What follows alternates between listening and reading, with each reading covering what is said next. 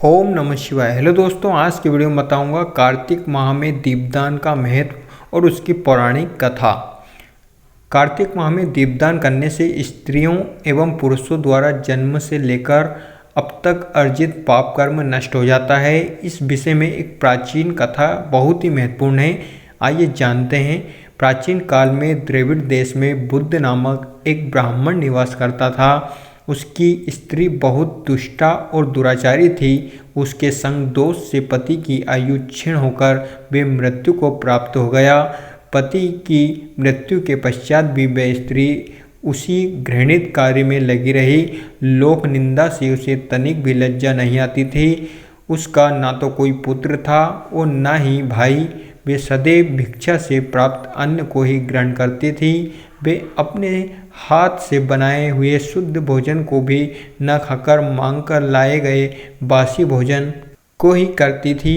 वे तीर्थ यात्रा से भी सदा दूर रहती थी और ना ही कभी उसे मंदिर आदि में जाकर कथा प्रवचन ही सुना था। एक दिन कुत्स नामक एक विद्वान ब्राह्मण भ्रमण करता हुआ वहां आया। उस ब्राह्मण्य को निंदित कार्यों में लिप्त देखकर उसने पूछा, ओ मूर्ख स्त्री, तू मेरी बात ध्यानपूर्वक सुन। ये शरीर पानी के बुलबुले की भांति है। एक दिन इसका नष्ट होना निश्चित है। यदि तू इस अनित्य शरीर को नित्य मानती है तो अपने मन में बैठे इस मोह का तू विचार पूर्वक त्याग कर दे। सबसे श्रेष्ठ देवता भगवान विष्णु का चिंतन कर और उन्हीं की लीला कथा को आदरपूर्वक सुन। कार्तिक माह आने पर भगवान दामोदर को प्रसन्न करने के लिए स्नान दान आदि करके दीपदान दे और भगवान विष्णु की परिक्रमा करके उन्हें प्रणाम कर। ये व्रत विधवा और सौभाग्यवती सभी स्त्रियों के लिए योग्य है। इससे समस्त पापों एवं दुष्द्रवों का नाश हो जाता है। तू मेरी बात मानकर निश्चय ही कार्तिक में दीपदान कर। इससे तू निश्चित रूप से भगवान विष्णु की कृपा प्राप्त कर लेगी। इस प्रकार कहकर वे कुत्स ब्राह्मण चला गया।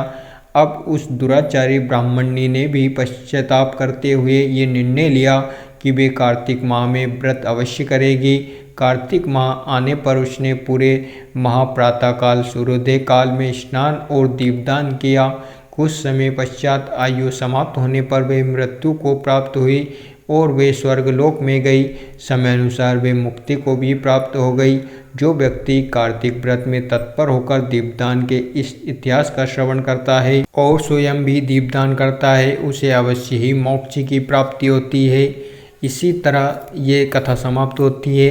अगर आपको वीडियो अच्छी लगी हो तो like share comments and subscribe करना ना भूलें। Thank you so much all of you.